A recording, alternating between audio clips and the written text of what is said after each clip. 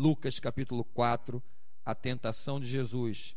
Vamos ler a partir do versículo 5, apenas o versículo 5 e 6. Diz assim: E o diabo, levando a Jesus a um alto monte, mostrou-lhe no momento de tempo todos os reinos do mundo.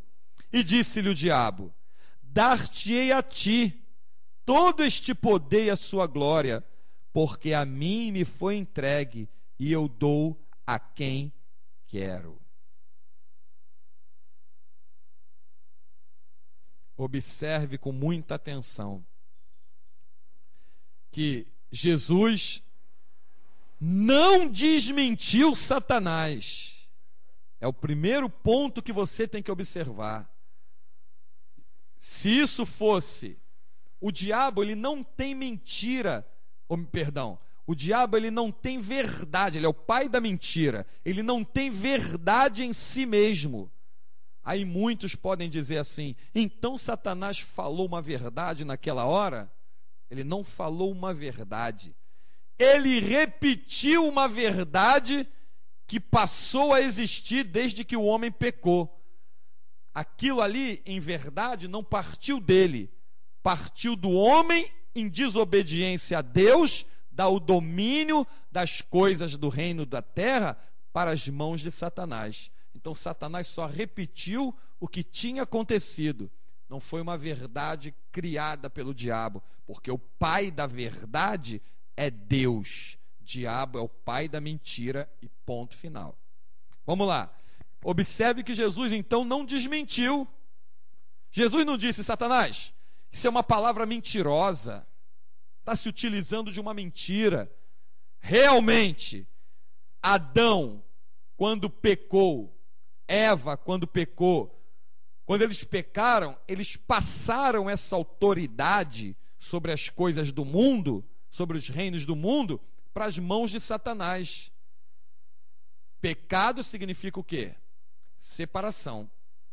Pecou, errou o alvo é Jesus, o alvo é os mandamentos de Deus, saiu do alvo, que é os mandamentos, que é a palavra, se separou da presença de Deus, se separou de Deus. Aí o diabo é que procura armar os seus laços. O diabo arma as suas cercas no meio da separação entre Deus e os homens. Guarda isso. O diabo fica esperando. Por isso é que Davi era conhecido como um homem segundo o coração de Deus. Se ele pecava ali, na hora ele se procurava se arrepender. Ele não dava tempo para o diabo trabalhar. Ele pecava, ele reconhecia, ele se arrependia. Podia cometer um outro pecado, mas se alguém, quando ele reconhecia, ele logo se arrependia, porque Deus te dá um tempo para reconhecer o que tu fez, antes de dar permissão ao diabo de agir naquilo que tu fez. Guarda isso. Tem gente que pensa, né? Pecou agora, morreu agora. Não, Deus te dá um tempo. Aí é que a Bíblia fala que Deus é longânimo, tardio em irar-se, misericordioso. O que é misericórdia? É quando eu mereço receber uma punição pelo meu erro e Deus não permite que aquela punição chegue até mim. Ele dá tempo para que eu me arrependa. Um exemplo disso: a Bíblia fala que quem comete pecado é servo de quem? Do pecado. Ué, uma pessoa que acabou de cometer um pecado, automaticamente o diabo teria uma liberdade de chegar e matar logo a pessoa, arrebentar a pessoa. Quando você peca, o Espírito Santo não se ausenta de você.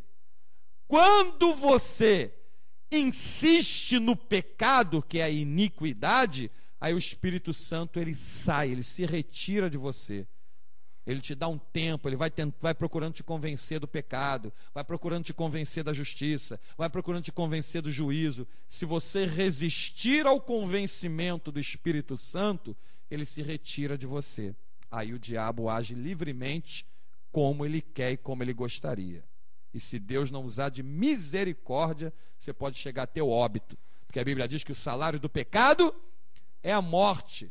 E não só a morte de estar separado de Deus, como muita gente pode morrer mesmo no corpo e ser sepultado, além de estar separado de Deus.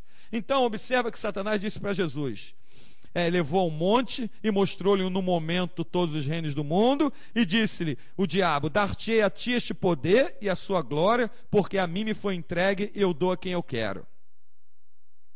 Como é que Satanás põe uma cerca diante dos meus olhos e eu não enxergo a gravidade que tem naquela cerca?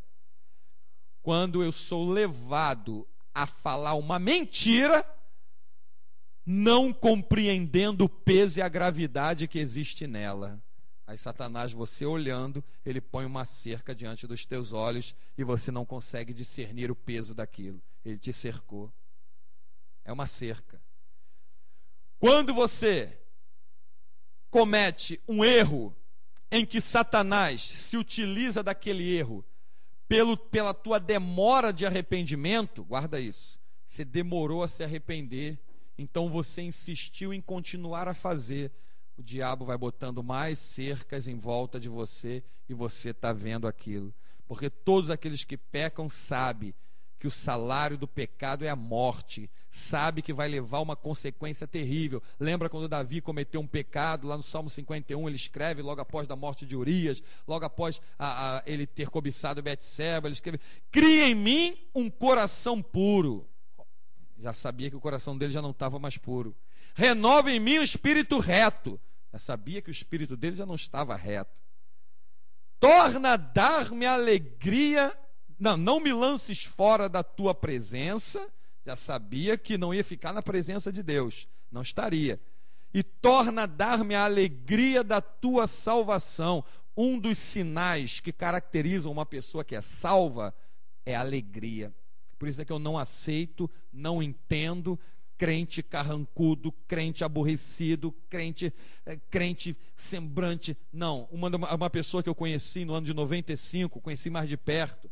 Quando essa pessoa se converteu, uma das primeiras coisas que me chamou a atenção foi a mudança no semblante daquela senhora. Semblante fechado, ela estava no meio de macumbaria, semblante fechado, carrancudo, sisudo. Quando ela se converteu, a primeira coisa que me chamou a atenção foi a mudança na face. A glória do Senhor, a alegria do Senhor, a presença de Deus formoseia até o nosso rosto. O nosso rosto é diferente do rosto daqueles que não têm Deus. Guarda isso. Então, da alegria, torna a dar-me a alegria da tua salvação. Interessante a oração de Davi, que você pode conferir no Salmo 51. Muito bem. Então, o diabo vai botando essas cercas e você não sabe até onde elas estão indo. Porque quanto mais tempo você demora para se arrepender e deixar, tem gente que se arrepende e continua. O verdadeiro arrependimento é aquele que se arrepende e deixa. Que quem se arrepende e continua, na verdade, não se arrependeu. Está pensando que pode brincar com Deus. Pois bem, quanto mais tempo você demora para se arrepender, mais tempo o diabo tem para esticar o tamanho da cerca em volta da tua vida. Por isso é que o mesmo Davi diz no Salmo 139, né? Senhor, tu me cercas em volta. Agora não é mais cerco do diabo que tem em volta da minha vida, não. Agora é cerco de Deus. Tu quer cerco de Deus na tua vida? Levanta a tua mão e dá glória a Deus. Deus é poderoso para despedaçar todas as cercas do diabo e colocar a sebe dele, as cercas dele, em volta da tua vida. E meu irmão, acredite, pela cerca de Deus ninguém passa. Está escrito: quem vos arrebatará das minhas mãos? Quem? Ninguém pode te arrebatar da mão de Deus. Se ele te cercar em volta, ninguém se mete contigo. Ninguém te toca, ninguém chega perto, ninguém. Quem poderá te arrebatar da mão do Senhor? Esse aqui é o cerco que está sobre a nossa vida. Por isso João escreve: quem é de Deus, o maligno não lhe toca. Ele escreve isso em uma das suas cartas. Quem é de Deus, o maligno não lhe toca. Não pode tocar. E aí quando eu vejo o crente com medo, medo é uma característica na vida da pessoa que ainda está sujeita a cercas do diabo presente na sua vida. Quem é de Deus, o maligno não lhe toca. Então de que você tem medo? Satanás se aproveita do teu medo para fazer com que você se distancie do desejo de ver essas cercas quebradas, cortadas e derribadas no chão. Então ele se aproveita do teu medo, usando aquelas palavras que também fazem a vida da pessoa estar cercada. Não vai dar certo. Eu vou ver isso, eu vou ver aquilo. Não tem jeito. Você não vai conseguir. Para você não dá. Olha, viu? Você não conseguiu. Não tente de novo. Desista. Palavras típicas aonde a cerca do diabo está presente e prevalecendo na vida da pessoa.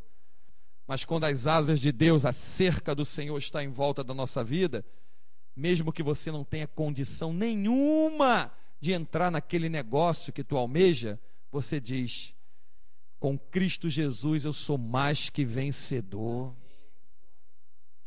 Poderoso é aquele que peleja por mim. O Senhor está comigo. O Senhor é a minha luz e a minha fortaleza, de que me recearei? Você caminha confiando de que Deus é o Senhor da tua vida. Como os montes estão em volta de Jerusalém, o Senhor está em volta do seu povo. Você sabe que não tem condições, mas ao mesmo tempo que você sabe que não tem condições, você sabe que com Deus estão todas as condições de você alcançar a vitória, de ver o cerco quebrado e de saltar para uma nova vida com Cristo. A rigidez dessas cercas em volta da pessoa e afastamento da pessoa com Deus se caracteriza numa fraqueza. Sem Deus, tu é presa fácil na mão do diabo. Está fraco, está vazio, casa vazia sem porta. Ele entra, faz o que quer, quando quer, como quer, sai, entra, volta, e a hora que ele quiser ele derruba a casa, ou seja, ele te leva ao óbito. Ele acaba contigo. Aí é que a pessoa entra na depressão. Eu não entendo. Eu não tenho os bens material que ela tem, que ele tem. Poxa, eu moro de aluguel, estou desempregado, tenho dívidas, mas eu tenho uma alegria dentro do meu espírito, eu tenho uma esperança viva dentro de mim. Ela está cercada de tanto conforto, de propriedades, não tem dívida, de bens materiais, está em depressão. É porque as cercas do diabo que estão ali, estão minando as forças dela, estão sugando as forças dela, ou dele, e não está fazendo com que ele consiga enxergar, levantando a cabeça para o alto, como diz o Salmo 123, como os olhos das servas estão fitos na mão das suas senhoras, e dos servos estão fitos na mão de seus senhores, os nossos olhos estão fitos em ti, ó Deus, até que tenha misericórdia de nós. Não consegue levantar a cabeça para o alto. Não consegue entender o que diz o Salmo 121. Eleva os meus olhos para os montes, de onde me vem o socorro. Meu irmão, o Senhor está acima da cerca, Ele está acima dos montes, Ele está acima dos céus, e nada está acima do Senhor. Ele vai mandar uma palavra, e as cercas vão ser feitas em pó diante dos teus pés. Mas Ele quer primeiro que tu saia da tua tenda. A pior cerca em que um ser humano pode estar aprisionado é a cerca da incredulidade. Essa é terrível. Essa é terrível. Quando o diabo vê que essa cerca está na vida da pessoa, ele nem se preocupa com as outras. Ele não perde tempo com as outras. É uma incrédula mesmo. Está vendo? Diz que está na igreja há tanto tempo, nada acontece, nada dá certo, está na mesma, que isso, está com aquilo, está se queixando, está murmurando. Ela não levanta os olhos para o alto para fazer verdadeiramente uma oração. Ela não levanta os olhos para o alto e reconhece que o Senhor reina. Ela não mete o rosto no pó, como diz a palavra, para que talvez haja esperança. Ela não crê que como o pardal encontrou casa e andorinha ninho para si, para sua prole, que ela encontrou os altares do Senhor. Não valoriza isso. Ela não crê no que diz o Salmo 122, que preferi estar à porta da casa do meu Deus, disse Davi, do que habitar nas tendas da iniquidade. Então a incredulidade está fazendo com que a cerca não esteja somente em volta de você, mas esteja em volta dos teus pés, da tua mão, do teu pescoço e da tua cabeça. Não consegue se mexer, não consegue trabalhar, não consegue falar, confessar, declarar as grandezas de Deus e nem consegue entender com a visão, cega no entendimento de que haja uma saída porque ela está vivendo. A cerca da incredulidade, ela bota algemas terríveis na vida da pessoa, acaba com a pessoa e a pessoa está lá sufocada, presa, amarrada. Então Satanás disse: os reinos dessa terra me foram entregues, eu dou a quem eu quiser. Meu vizinho é católico, viu o que ele ganhou ontem? Ganhou um carro. Quem deu? Quem deu foi o diabo, minha irmã. Meu vizinho é macumbeiro, tem 3 carros na garagem, o filho está fazendo faculdade. Quem está trabalhando nisso é o diabo e tu não sabe. Tu não sabe os pactos que eles têm. Estava vendo um filme um dia desse, em que um líder de uma banda de rock pegou uma garota para sacrificar, porque ele ouviu a garota dizer que era virgem. Então ele abriu um livro de magia negra e disse que ele tinha que oferecer uma virgem para Satanás, porque com isso ele ganharia prestígio, fama e estaria em evidência no cenário, porque a concorrência é grande. Tu não imagina os pactos que as pessoas fazem e a espessura, espiritualmente falando, e o tamanho da cerca que está em volta da vida dele. É por isso que a Bíblia diz: não atentes para a prosperidade do ímpio. Não atente. Não atente. Ele está tão cego que se ele morrer de hoje para amanhã, além de ir para o inferno, não vai levar nada do que o diabo deu a ele para usar na terra. Ele não enxerga, ela não enxerga que o o diabo dá para usar na terra é para consumir mais rápido a pessoa sobre a face da terra e cegá-la de tal maneira que ela não lhe deixe resplandecer a luz da glória do Evangelho de Cristo Jesus. A pessoa está cega. Eu não tenho tempo, sabe, para ir para a igreja, porque eu tenho várias empresas, eu tenho vários carros, eu tenho várias amantes, tenho muitas mulheres, eu tenho várias contas bancárias, eu tenho vários empregados, eu tenho várias reuniões, eu tenho várias festas para ir, eu tenho várias... Quem deu isso tudo foi o diabo. Para quê? Ele quer roubar todo o teu tempo, ele quer acabar com todo o teu espaço, ele quer te cercar de uma tal maneira que você resuma: eu sou uma pessoa bem de vida, tudo que eu quero eu tenho. Mas o que tu precisa tu não tem, para te tirar do meio do lamaçal de lago de fogo e enxofre para onde tu está caminhando, que é Jesus. Isso tu não tem, isso teu dinheiro não compra, isso teu carro importado não pode te levar até ele. Mas o crente cheio do Espírito Santo, ele dobra o joelho no chão, mete o rosto no pó e clama: Senhor, tu me cercas em volta, tuas mãos em mim repousa. Mais uma vez o Salmo 139. Tua ciência é tão alta que eu não posso atingir. Orei por aquela mulher que estava com câncer, o câncer sumiu. Orei por aquele rapaz que estava morto, ele ressuscitou. Orei por aquele outro que estava em outro estado e a palavra chegou lá, ele já foi livre do hospital. A tua ciência é tão alta que não se pode atingir. Para onde me irei do teu espírito? Ou seja, eu estou realmente cercado pelas tuas mãos. Para onde eu me viro, eu vejo a tua glória e vejo a tua presença. Então, nessa noite, nesse primeiro dia dessa campanha, derrubando as cercas de Satanás, você aprendeu como o diabo se utiliza de coisas e palavras e desejos naturais pelas coisas do mundo que estão na vida do homem, para cercá-lo a todo instante e lhe manter preso no seu cativeiro. Domingo, nós estaremos orando, clamando ao Deus Todo-Poderoso, para arrancar a tua vida de dentro dessas cercas. Você vai pisar por cima da cerca. Você vai falar como Davi falou: com o meu Deus eu saltarei muralhas. Quanto mais cercas, cerca do diabo vai ficar para trás, destruída e queimada com fogo do meu Deus, que é consumidor. Hebreus 12, 29. Vai ser consumido, porque maior o que está comigo, e as portas vão se abrir na minha frente. Vão se abrir as portas da prosperidade da palavra, as portas dos dons espirituais, de ministérios, as portas de prosperidade na saúde, no trabalho, na fazenda, nos negócios, porque maior o que está comigo do que os que estão com eles. Amém? Examine a tua vida, vê se tem alguma cerca em volta do teu sentimento, cerca de mágoa, cerca de falta de perdão, cerca de mancha, cerca de angústia. Vê se tem alguma cerca na tua saúde. O médico falou que isso não tem jeito, é hereditário. Está repreendido em nome de Jesus, meu irmão. A Bíblia fala que Jesus levou sobre si as nossas dores e as nossas enfermidades, levou sobre si. Como é que isso é hereditário? Era hereditário até o momento que Cristo não levou sobre ele. Já que ele levou sobre ele, agora não é hereditário, é quebrado pelo poder do sangue do Cordeiro. Está quebrado, está destruído, como a cerca é partida. Aleluia. E a vitória é nossa, igreja, pelo sangue de Jesus e pela palavra do testemunho. E se o Deus vivo é por nós, e operando o nosso Deus, amém.